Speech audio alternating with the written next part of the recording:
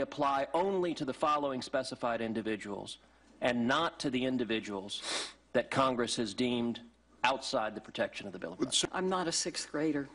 Senator, I've been on this committee for 20 years. It's fine you want to lecture me on the Constitution. I appreciate it. Just know I've been here for a long time.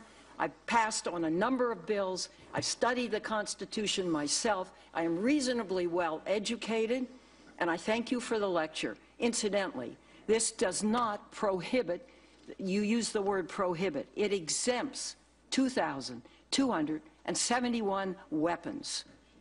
Isn't that enough for the people in the United States? Nobody doubts her sincerity or her passion.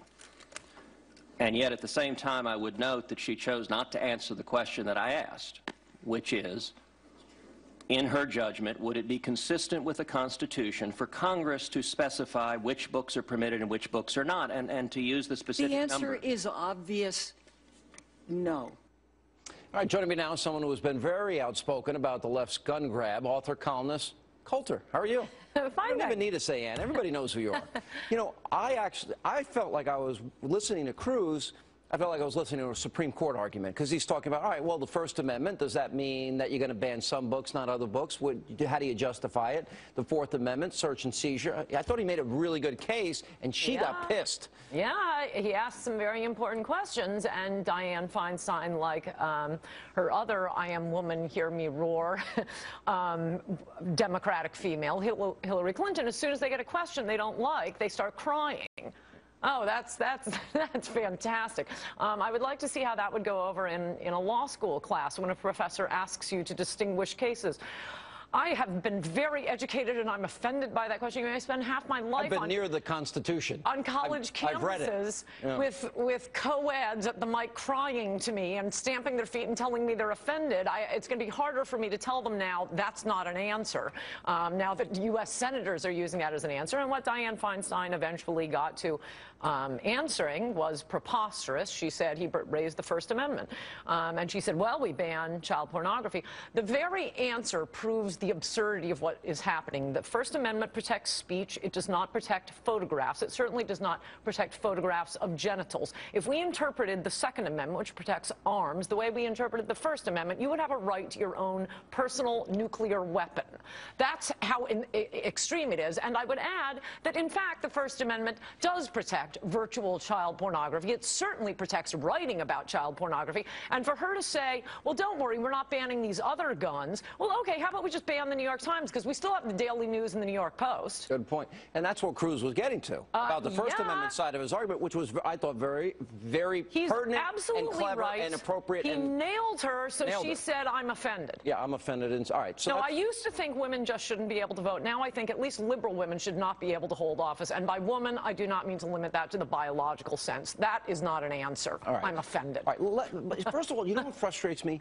Nobody knows about these weapons. I have been trained in the use of firearms since I am 11. I know I've shot most of them. And the point is, you know, Joe Biden is lecturing, well, just fire a shotgun through a door not knowing what's on the other side, which is stupid. Secondly, a lot of shotguns have a big kickback that would probably send you flying right on your backside. Now, an AR-15 would not do that. Right. No, you need different guns for different things.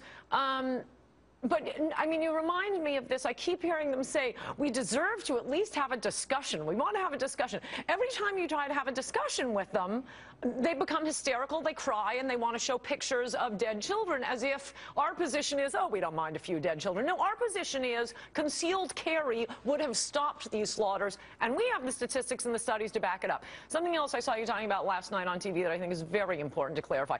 This nonsense idea by people who do know absolutely nothing about guns and nothing about criminology, that a gun in the home is more likely to be used against the occupant. Okay, point one, and I have been through some of this before, that is 100% suicides. And there is no higher rate of suicide than with a gun or without a gun. People use poison or a million other things.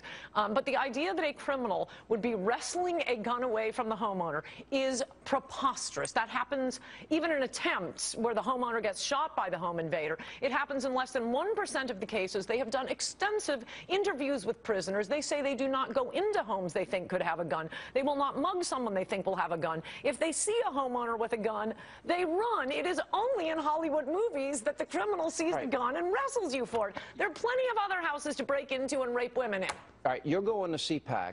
Yes, I am. All right, we're going to show highlights in a little bit. We got Rubio, you got Rand Paul, you got Ted Cruz, who we just saw, you got Mike Lee. We got a new and of course you are rock star. Wow. You're going to bring the house That's down. the big highlights. That's listen. So get ready to replay that on Monday. All right. So, but the point is, we've got an emerging, energetic. We got new blood. I'm energized by them. I think this is really helping the party, and the media hates all of them. Yes. So, I mean, that's a good sign. That means they're doing their job. Whereas I only hate about a third of them. Yeah, None of the ones you mentioned. I'm speaking right before Cruz, who is the big finale speaker on Saturday. Yeah. You get to introduce them? No, I'm not very good at introductions. I'm much better at making fun of liberals.